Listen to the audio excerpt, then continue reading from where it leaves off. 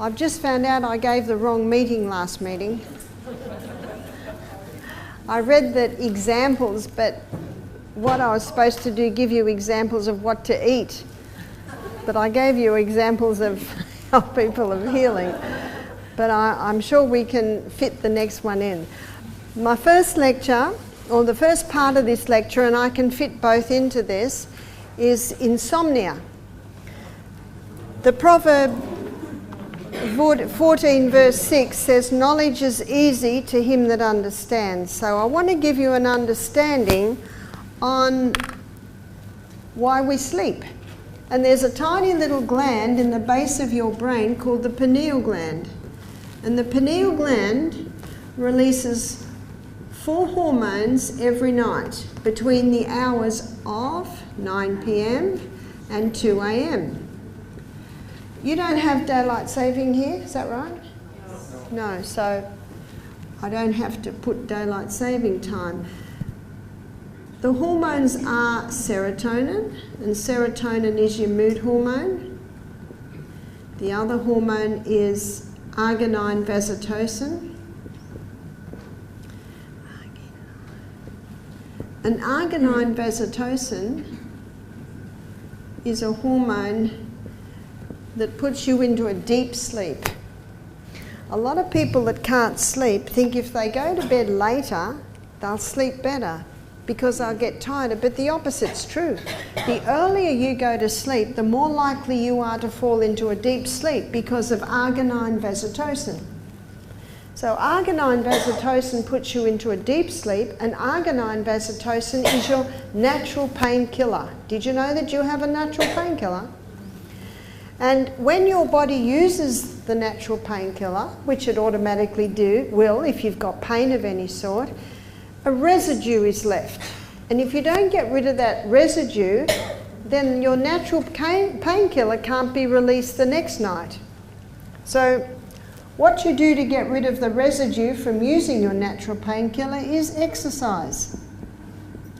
And the most powerful exercise is, we've looked at it a few times, high intensity interval training.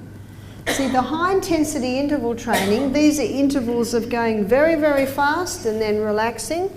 That fast moves blood very fast and increases blood supply to the pineal gland. So it helps your pineal gland to release hormones, more hormones at night. But what the exercise does is it causes a release of the build-up from using your natural painkiller. The other hormone that's released is epithalamin. And epithalamin is a hormone that increases learning capacity. We should never stop learning. It's a misconception that our brain decreases as we get old. Our brain's supposed to get smarter and wiser with age. If you don't use it, you will lose it. And that's why so many people deteriorate, their minds deteriorate. It's one of the reasons minds are deteriorating, because they stop using them. They stop learning new things. I love the story of the 92-year-old man who learned to play the piano, and the 93-year-old man who graduated from law school. We should never stop learning. So if you go to bed early every night, it'll increase your learning capacity because of epithalamin. Epithalamin also slows down aging. You find people that have regular late nights. I know especially rock stars. You know, you look at rock stars who were very good looking young men and have a look at them when they're 70. They don't look any good anymore. They age very, very quickly because of their continual late nights and other reasons as well, I guess. Also, melatonin. Melatonin is called your fix and rejuvenate nighttime hormone. And this explains why, I've mentioned it a few times this week, that in those hours, that's when healing accelerates. It's in those hours that our brain, our whole body experiences rest, rejuvenation, renewal. So what can you do to increase the output of those hormones? To increase the output of those hormones, exercise. Exercise every day. What else can help is laughter. No wonder the proverb says, a merry heart doeth good like a medicine, but a broken spirit dries up the bones. What can also increase the output of those hormones is sunshine. Sunshine in the day increases your ability to sleep better at night, because sunshine increases the output of these hormones. You see, light and dark signals are fed through the optic nerve to a control centre in the brain where your body clock is located. And your body clock communicates with the pineal gland. So when your eyes are getting sunshine in the day, you actually sleep better at night. Also, sleeping in the dark, because remember, it's the light and dark signals that give the messages through to the brain. Fasting. When you go to bed with an empty tummy, your intestines produce tryptophan. And tryptophan is a key amino acid used in the production of melatonin and serotonin. And that's why we've been hearing about eating breakfast like a king, lunch like a queen, and tea like a pauper. What foods are highest in tryptophan are soy. So your vegetarian protein is the highest in tryptophan. But there are some things you can do that will cause a decrease in the output of these hormones, which are contributing very much to the insomnia we're seeing today. One is worry. What's the old saying? Worry is blind and cannot discern the future. If you're worried about something, get up, write some solutions, write a letter to the person that's bugging you, not on your email, it's too easy to send. And the other reason why you don't get up and do your email or write it on your iPad is because artificial light is incredibly disruptive to the pineal gland when your eyes have exposure to artificial light in those hours. And the most dangerous artificial light are the screens. That's your television, that's your iPad, that's your iPhone, your computer. And how many people are on those in these hours? It's one of the biggest disruptors.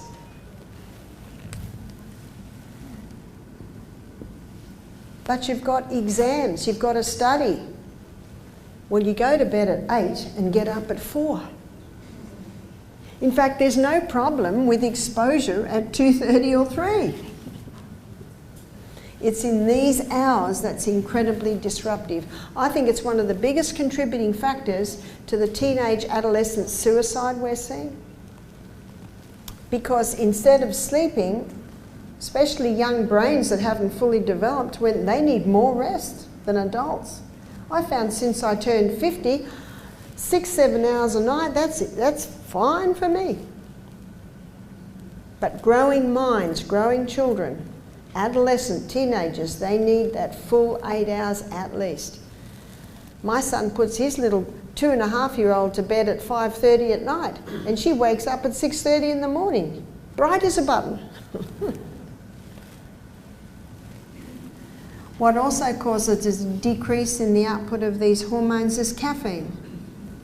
In fact, caffeine cuts the output of the hormones in half for 6 hours.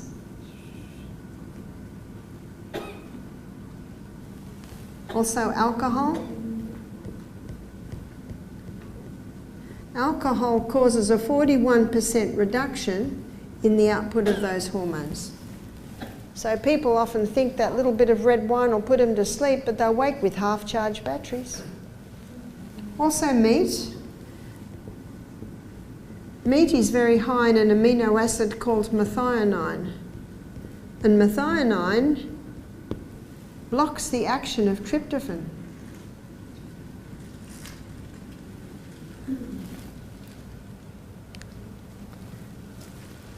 So let's have a look. I know in Australia, how many people don't exercise? They're so stressed out, not much laughter, they never see sunshine, they're working in an office that has no windows.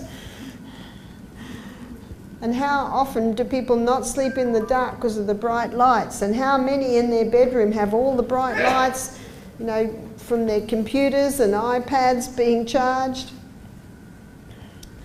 And how many people, I know in Australia, they have breakfast like a pauper, lunch like a pauper, tea is king and queen together.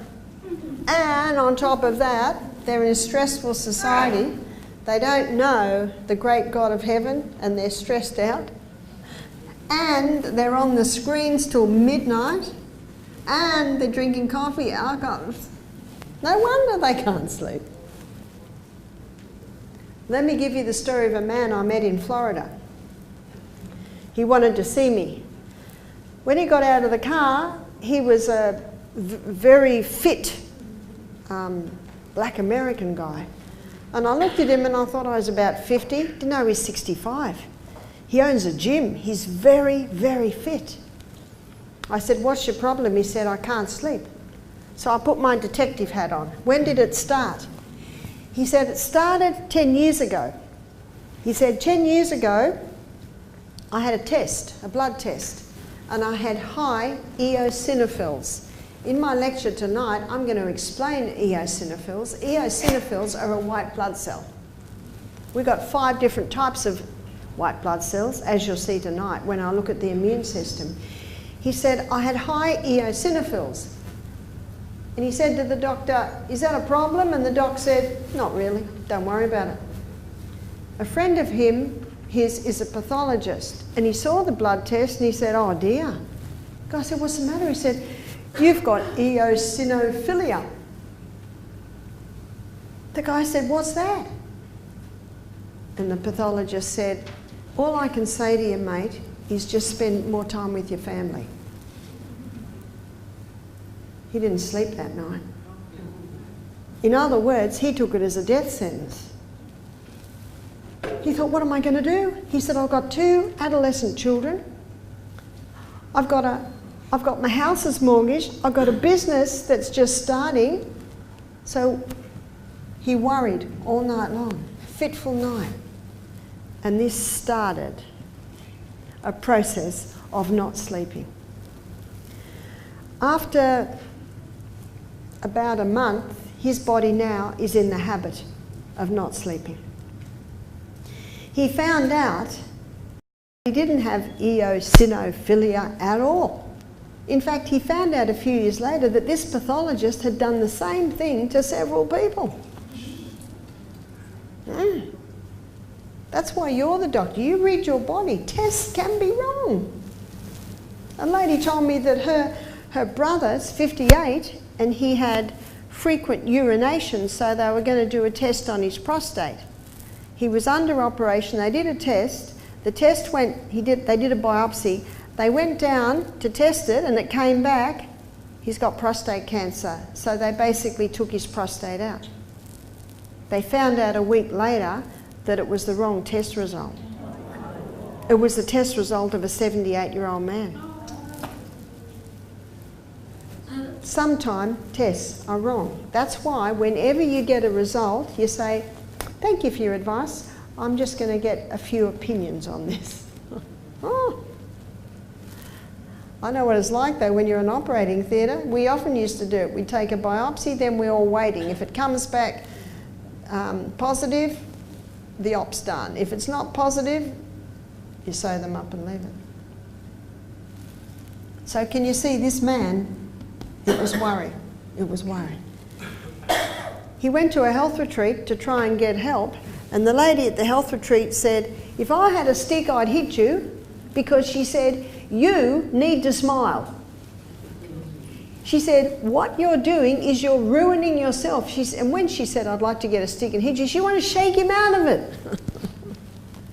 But you know, he'd got into the habit of it. And then now he had this terrible habit of just worry, worry, worry. The body can get habits, just like we are creatures of habit. And so when I consulted with this man, he said, it is much better than it was. He said, I now realise I am not seriously ill. I said, and do you know why you had high eosinophils? I said, you've got a gluten intolerance. Because when you have an intolerance to wheat, your white blood cell called eosinophil, it rises. It's as simple as that. And if you'd stopped the wheat, your eosinophils would have come back down. So I went through this with him. I said, tick the boxes. I didn't have to talk to him about exercise. He's doing lots of that. But he actually wasn't drinking enough water. He also had a lot of technology in his room. I said, what I want you to do, if you wake in the night, and he still was waking a couple of times, but he was now getting about 4 hours in one time, which he was happy about. I said, what I want you to do when you wake up is I want you to be incredibly grateful that you're not outside in a ditch and it's raining. I want you to be very, very thankful that you're not in a Siberian work camp with a bit of newspaper for a blanket. I want you to be very, very thankful that you're not lying in bed unable to sleep because you were beaten to a pulp. Do you know, one thing that's probably the most guilty of stopping people sleeping is annoyance. Because many people, when they wake up and they look at the time and it's only 1 o'clock or 2 o'clock, they get really annoyed. Is that right? And if you get annoyed, I can promise you right now, you will never go back to sleep. It's called the attitude of gratitude. Is that right? One lady said to me, my little boy, he's 11, he can't sleep. I said, oh, what time does he go to bed? 8:30. When does he wake? 11. What does he do? What do you think he does? He gets his iPad out and he starts playing games or he starts watching things. Well, as soon as those lights go into those eyes, between those, our pineal gland just shuts down. She said, well, what'll he do? I said, get him a little head torch and get him a book. You can read a book. Or he can just lie there. When I was in America last time, it was the second day, and it takes a little while, you know, for the body to get used to where it is. And I remember one night, I didn't get to sleep till 3 in the morning, and I was very challenged to practice what I preached. So I laid there, and I just was very thankful that I was in a comfortable bed. I was very thankful for where I was. You just go through all the things you can be thankful for. I finally fell asleep at 3, and I woke up at 7, which is a big sleep in for me. Do you know, I functioned very well that day? Very well.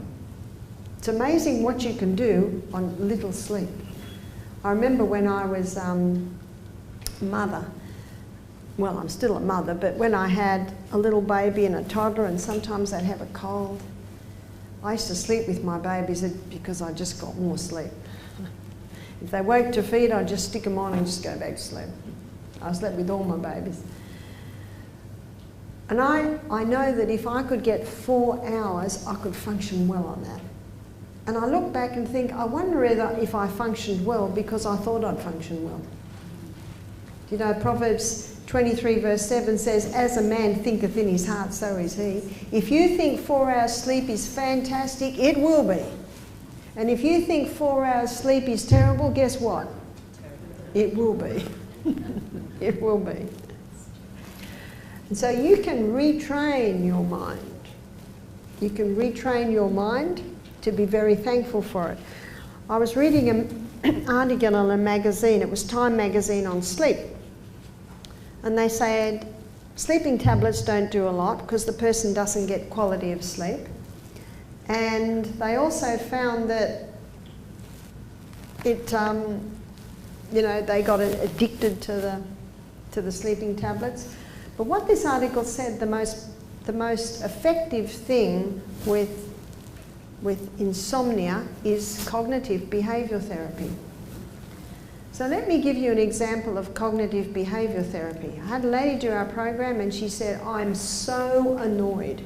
She said, I wake up at 2:30 every day. Every day I wake up at 2:30. She said, it just drives me crazy.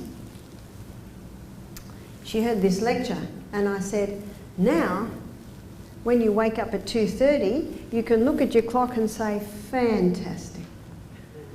I've got my hours of power. All I have to do now is doze and plan my day. And she found that because she wasn't getting annoyed, she started to go back to sleep.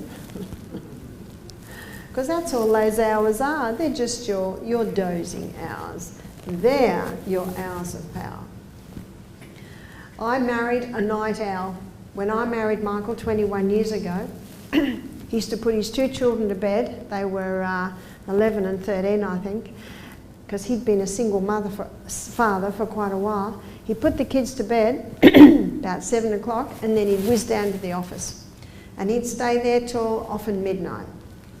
So when we married, I said, I have claims at 8:30. I have claims on my husband. Anyway, about once every 2 weeks he'd say, I just got to do it.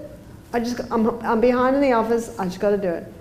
And of course I never nagged because you know it never does any good. Did you know that? You never nag because it never does any good. Do you know he's not a night owl anymore? Because he discovered, yes, no one rings you at midnight, but no one rings you at 5 o'clock in the morning. Have you noticed that? So if he has extra work to do today, he'll go to bed at 8:30 and he'll wake up at 4 or 4:30 or 5 and he'll do 2 hours in the office before breakfast. And he has discovered that he can do so much more early morning depending or compared to at night when you're falling asleep. And he also discovered that if he went to bed at 1 in the morning, his day was wiped out. But going to bed early and getting up early, because he's getting those hours of power, he's not wiped out the next day. So I can't even remember the last time he had a late night. So if someone says, oh, I'm just a night owl, well, if you say that, you'll always be a night owl, is that right? What you can do is say, I used to be a night owl,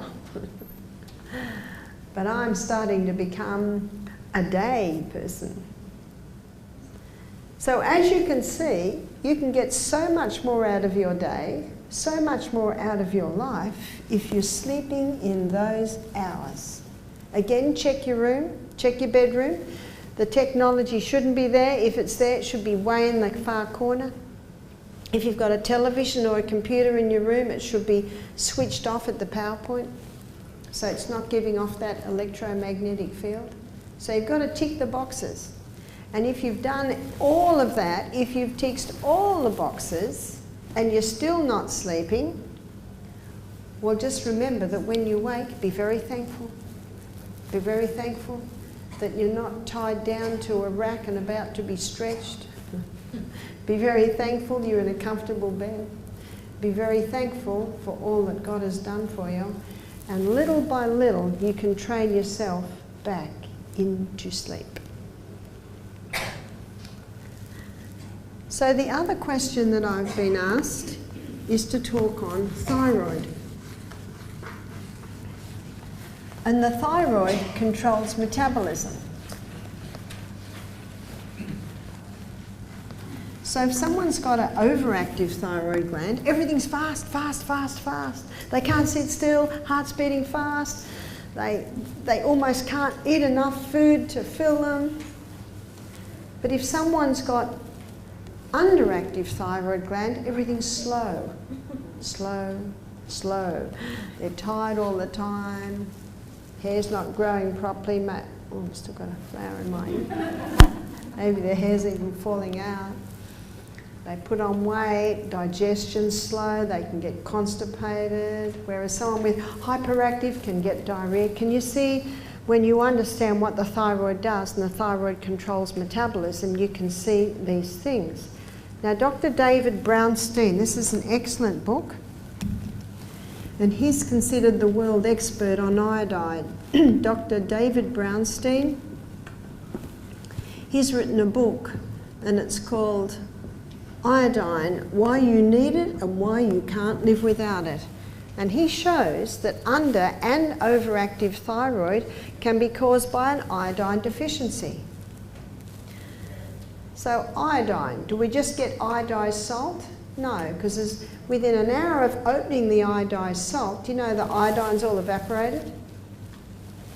So you don't even get iodine in Celtic salt because it evaporates. But when vegetables are grown near the sea, the waves crash and then the iodine goes into a gaseous form and lands on the sea. So foods that are grown near the sea usually have iodine in them. And also seaweed type foods, they can have iodine in them. But most people that have low iodine, they have low iodine because they're eating foods that contain things that compete with the iodine, and one is bromide. Bromide is used as a bread improver and it competes with iodine on the receptor sites. And bromide is found in insecticide sprays that are used to spray berries. And how many people have frozen berries in smoothies for breakfast? So if you do have frozen berries in smoothies for breakfast, make sure they're organic. So, and also most breads, as I said, have the bromide in it as a bread improver. Do you know in about the 50s they used to put iodine in as a bread improver, but now they put bromide in which competes with it. So there are some things you can do to help thyroid function. High estrogen opposes thyroid function. So the Anna's wild yam cream, and we talked about this last night. So the Anna's wild yam cream boosts progesterone, and remember what I showed you, when you boost progesterone you automatically bring estrogen down. So everyone with a thyroid issue should be on the Anna's wild yam cream to help balance those hormones. Now the cabbage family contain a plant chemical called goitrogens. And goitrogens inhibit thyroid function. But when you cook the cabbage family, it basically disarms the goitrogens. So if someone's got overactive thyroid, they should be having lots of raw cabbage, cauliflower, broccoli, even cabbage juice, because that can slow down the thyroid. But if someone's got underactive thyroid gland, they shouldn't eat any raw cabbage, but they can eat the cooked, because the cooking disarms the goitrogens. High intensity interval training brings balance back into the thyroid because it increases blood supply to the thyroid. So the high intensity interval training, especially underactive, it just wakes it up. And the overactive, it can actually balance it out. Now mercury has an affinity for a mineral called selenium. And selenium is required by the thyroid to convert iodine into thyroxine. If someone has mercury fillings in their mouth, it can gobble up all their selenium.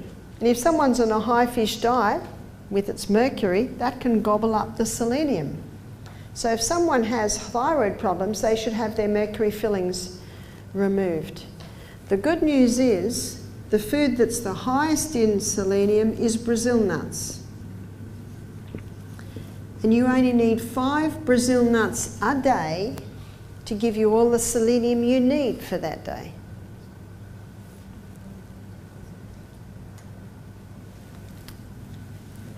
Iodine. There's a very simple test that you can do to check what your iodine levels are. Now there's a solution, and with Google today you'll be able to get it. It's called Lugel's solution. And Lugel's solution contains iodine and iodide. Most chemists will sell it. And Lugel's solution, being iodine, you can put 1 drop on the inside of your arm, up about there, and it'll make a brown smudge. And what you do is every hour or so you check the colour of that smudge. And if in 1 hour there's no brown smudge, your iodine levels are very low. Because if your iodine levels are low and you put the iodine on the skin, it'll grab it. But if there's a semblance of brown, still 5 hours later, your iodine levels are good. So what do you do if they're low? You just put the iodine every day until it stays there for 5 hours. It's that simple. Putting it on the skin allows you to monitor it. And also putting it on the skin means the body just takes what it needs. So that's a very simple way of finding out what your iodine levels are like. So that's basically how you can help your iodine. Sorry, help your thyroid. So overactive, and tomorrow morning we're going to be looking at natural remedies. Overactive thyroid gland, apply ice. And what you do is 1 minute on and 1 minute off, and you do that probably about 5 times. And if your overactive thyroid gland is very active, you might do that 3 or 4 times a day. But if your thyroid gland is underactive, then you can apply a cayenne pepper compress.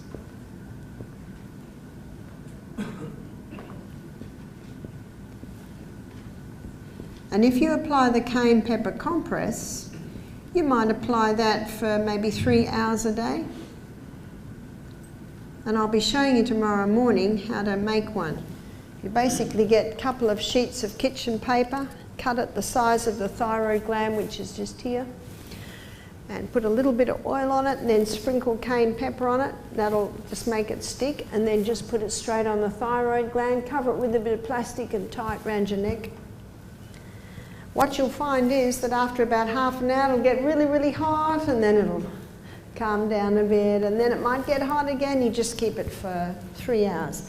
I was telling the guests at our health retreat about the cayenne pepper compress, and that night one of our guests who had an underactive thyroid gland, she said to one of our staff, "I'd really like to try it." This is about 6 o'clock.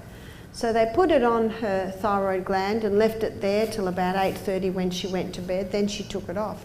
I saw her in the morning. She said, "I've got some good news and bad news." She said, "The bad news is I didn't sleep all night, and the good news is it worked." So don't put it on in the afternoon, because remember what your thyroid does, controls metabolism. So that you would put that on in the morning.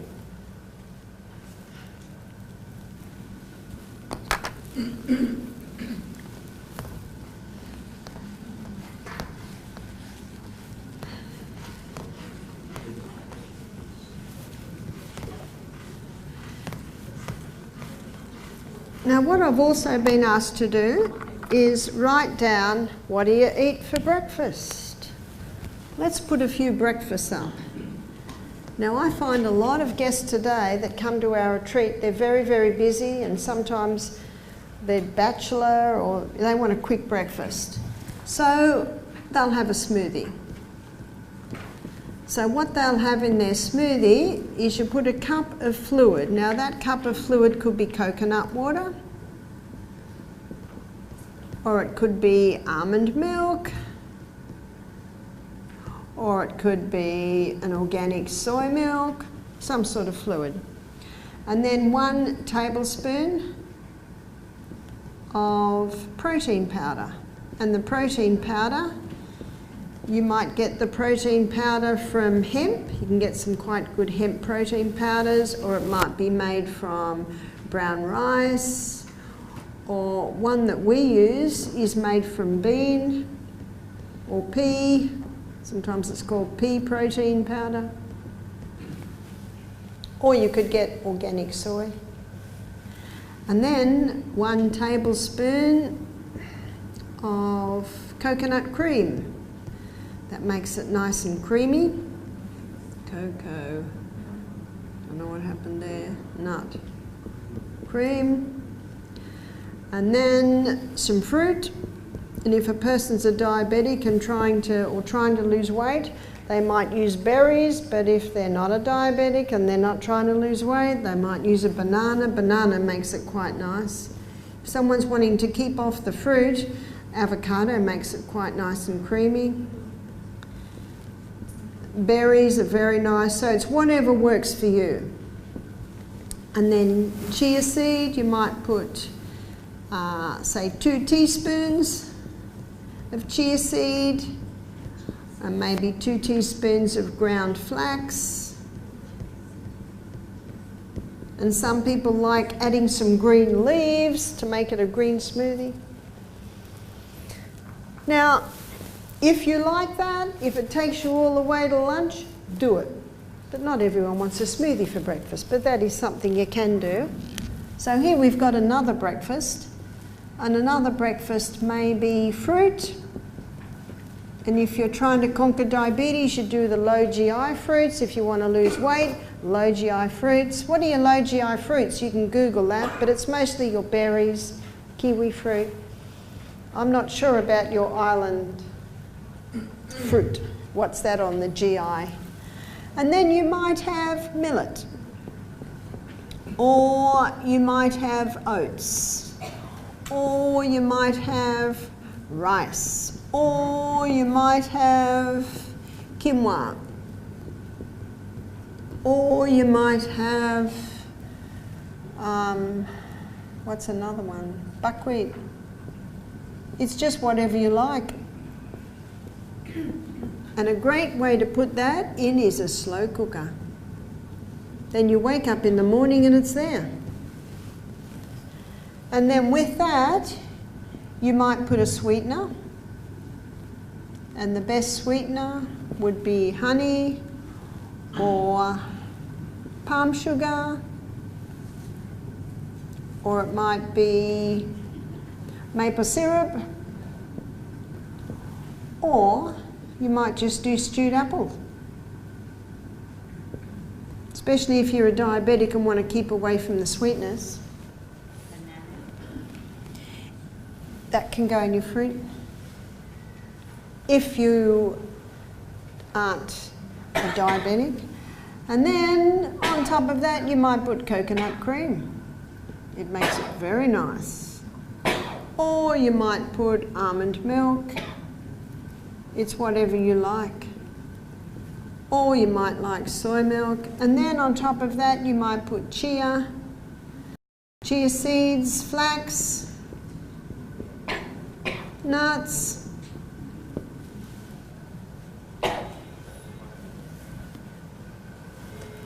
and this is number 3 breakfast. So let's say you want to go a more savoury breakfast. For a more savoury breakfast, you might have avocado,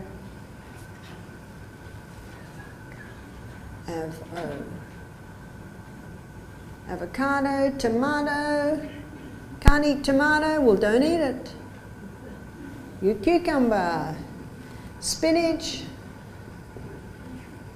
and then you might have some rice, and you might have some beans, black beans, kidney beans, lentils.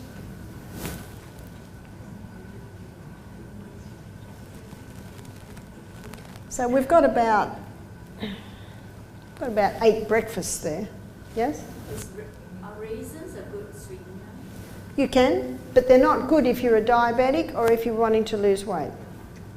That's why you play with that. But if you're a diabetic and wanting to lose weight, you're better to just go stewed apple. It's very low GI. Yeah? Pardon? Coconut milk? Whatever. I don't know. Might be.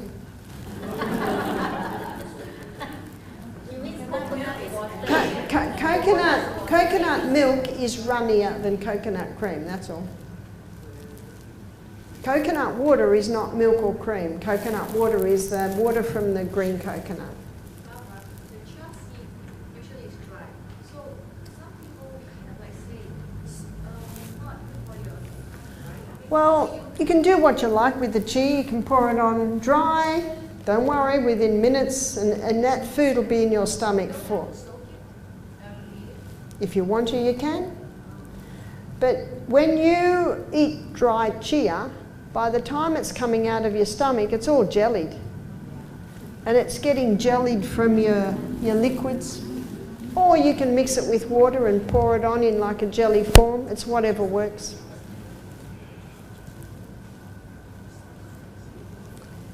Any questions on the breakfast? And the beauty of these breakfasts is there's no bread. Now, if you can get a really nice spelt sourdough bread, you might have toast with avocado and tomato. When I go away, that's what my husband has, because he doesn't know how to cook.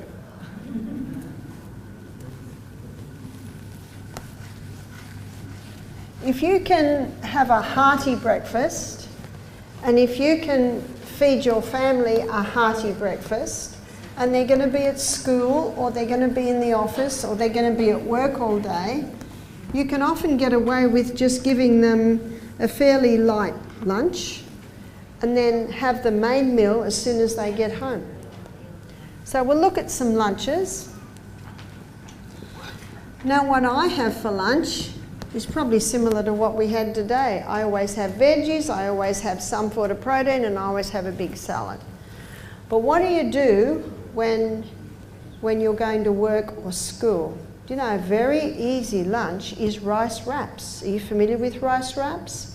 You get rice paper, you dry the rice paper, you just dip it in water, and the sky's the limit what you put in there. You can put marinated tofu in, you can put avocado, heaps of veggies, and you can make them the night before. And that's a gluten-free option if you're wanting to get away from bread. So you can have rice wraps,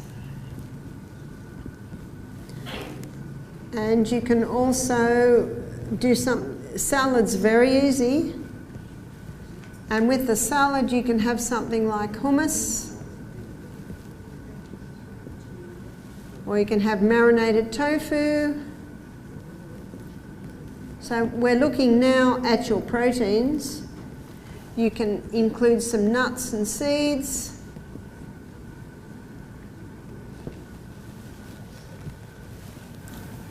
Or you might be able to take a thermos of soup, or take some soup and heat it up, and the soup can be veggie and legume.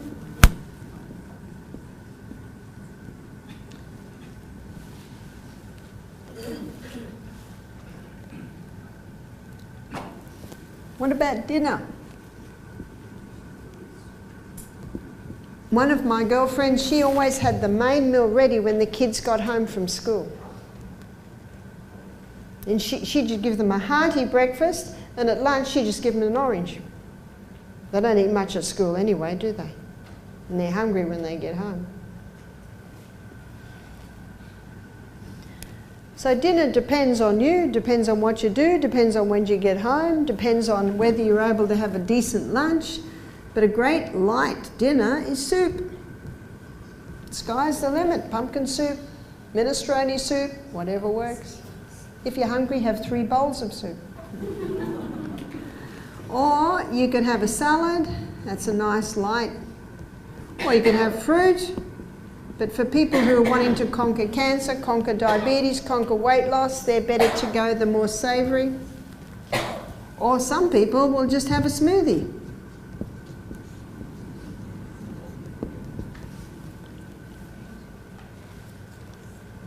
As long as most of your food is eaten at breakfast and lunch, then you don't need much at night, if anything. Some people will have a vegetable juice at night.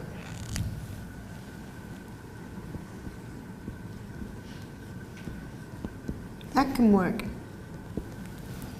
I met a man in America, he told me that he grew up on a farm. There were 5 boys in the home.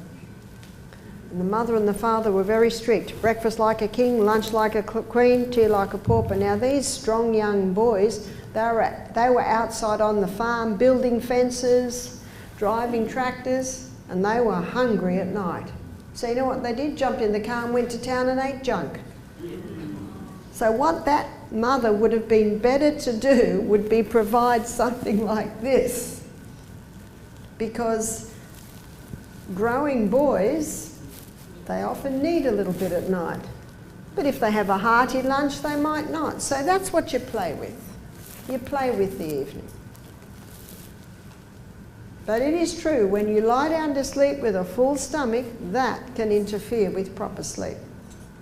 When you lay down to sleep at night, your stomach needs to sleep too. And if it's full of food, it's not going to sleep well. And that can be a contributing factor to insomnia.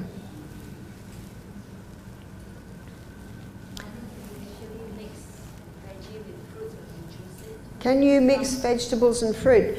I don't advocate mixing vegetables and fruit because they can cause a bit of a war in the stomach. So we usually serve fruit at one meal and vegetable at another. But did you know that a cactus fruit, which is pineapple, that can go with either. But when you juice, there's no digestion, so you can put apple and carrot together in a juice. So it doesn't really cause a problem. Yes? Is it true that one should not eat fruits after dinner? Is it true that one should not eat fruits after dinner? It depends what the meal is.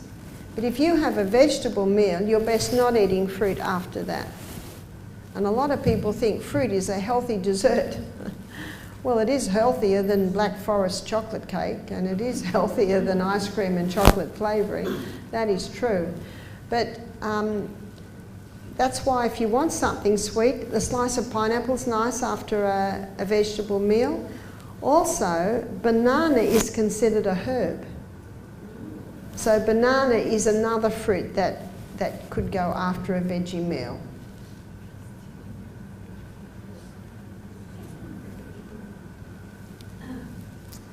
Are there any questions?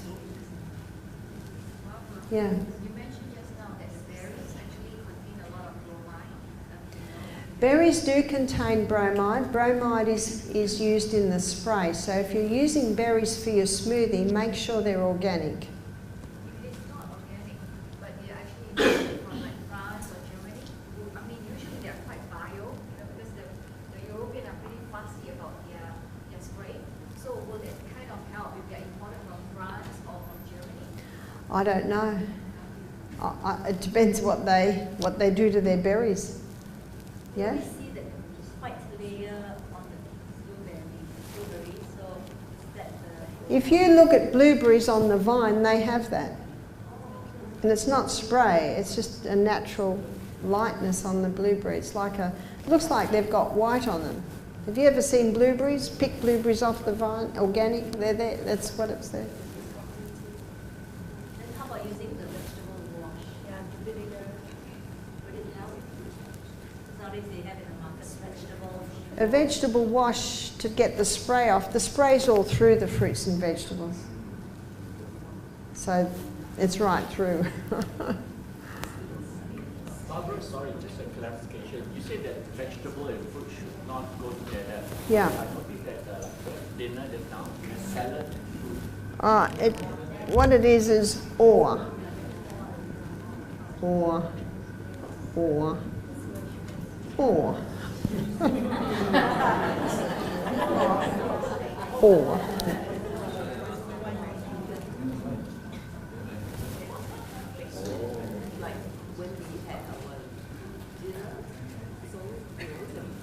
Now, we're not talking about the meals we're having here. These people that are providing the meals, they're doing the best they can. That they don't realise. They probably think that it's really good because they're not serving junk. And it's not the odd day you do it or the odd day you don't. It's what you do every day that matters. That's what makes the difference. I think we provide. You're providing the option there for them to have either fruit or vegetable. It's up to you. That is true. You've got the option there. You can have the fruit or the vegetable.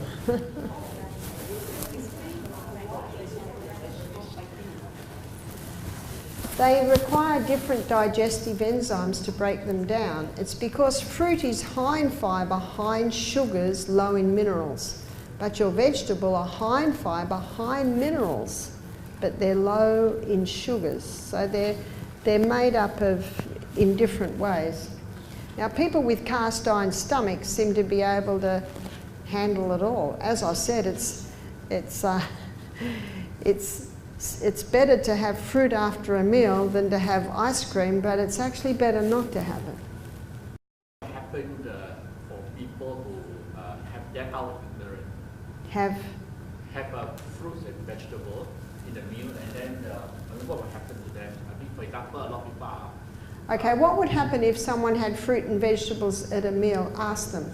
No, sorry. Because would there be any side effect? Because a lot of people would not know. do you know, as I said, some people can handle it, some people can't handle it at all. You're the doctor there.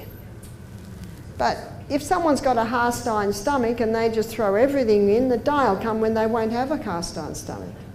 So you're best to do what works best. I mean, what are the side effects from your? Diarrhea. Would a diarrhea? Is it a side effect? Is it diarrhea? Do you know how long's a piece of string? You know, it can, you know, some people will experience bloating, but if they don't mix the two, they don't experience bloating, and the next person won't. So that's what, you're the doctor there. You keep adjusting. If it works, do it. If it doesn't work, don't do it.